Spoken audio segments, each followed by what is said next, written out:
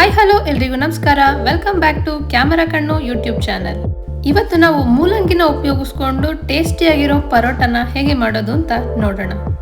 ಮೂಲಂಗಿನ ತಿನ್ನಲ್ಲಪ್ಪ ಅನ್ನೋರು ಕೂಡ ಈ ಪರೋಟನ ಮಾಡಿಕೊಟ್ರೆ 2ರಿಂದ 3 ಪರೋಟನ ತಿಂತಾರೆ. ಅಷ್ಟು ಟೇಸ್ಟಿಯಾಗಿರುತ್ತೆ ಈ ಪರೋಟ.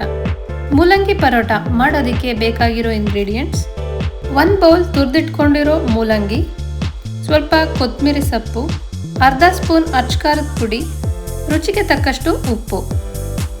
ಮಾಡೋ ವಿಧಾನ ನೋಡೋಣ. ಮೊದಲಿಗೆ ಒಂದು ಮಿಕ್ಸಿಂಗ್ ಬೌಲ್ ತಗೊಂಡು ನಾವು 1 ಬೌಲ್ ಮೂಲಂಗಿನ ಏನು ತುರಿದಿಟ್ಕೊಂಡಿದ್ವಲ್ಲ ಅದರಿಂದ ನೀರಿನಂಶನ ಚೆನ್ನಾಗಿ ತೆಗೆದು ಮಿಕ್ಸಿಂಗ್ ಬೌಲಲ್ಲಿ ಸೇರಿಸ್ಕೊಳ್ಳಿ.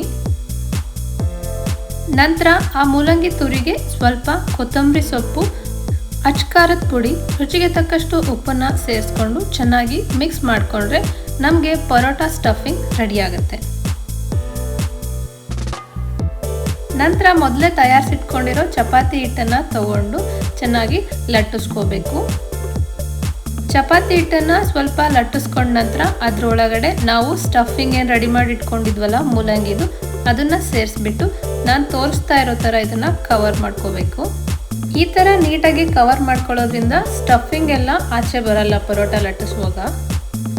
ಕೊನೆಯಲ್ಲಿ ಎಕ್ಸ್ಟ್ರಾ ಹಿಟ್ಟೇನು ಉಳ್ಕೊಂಡಿರುತ್ತಲ್ಲ ಅದನ್ನು ತೆಗೆದು ಸೈಡಲ್ಲಿ ಇಟ್ಕೊಳ್ಳಿ. ಸೊ ಪರೋಟ ಸ್ವಲ್ಪ ತೆಳ್ಳಗೆ ಚೆನ್ನಾಗಿ ಬರುತ್ತೆ.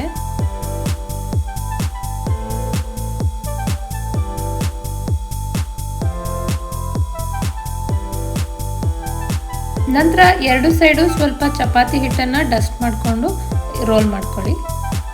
ಮೂಲಂಗಿಯಲ್ಲಿ ತುಂಬಾ ಫೈಬರ್ ಕಂಟೆಂಟ್ ಇರುತ್ತೆ, ಅದು ಹೆಲ್ತ್ಗೆ ತುಂಬಾ ಒಳ್ಳೆಯದು. ಈ ಥರ ಮಾಡಿಕೊಟ್ರೆ ಮಕ್ಕಳು ಕೂಡ ತುಂಬ ಇಷ್ಟಪಟ್ಟು ತಿಂತಾರೆ. ಮಕ್ಕಳಿಗೆ ತರಕಾರಿನ ತಿನ್ನಿಸೋದಕ್ಕೆ ಒಂದು ಬೆಸ್ಟ್ ಮೆಥಡ್ ಅಂದರೆ ಈ ಥರ ಪರೋಟಾಸ್ನ ಮಾಡಿಕೊಡೋದು.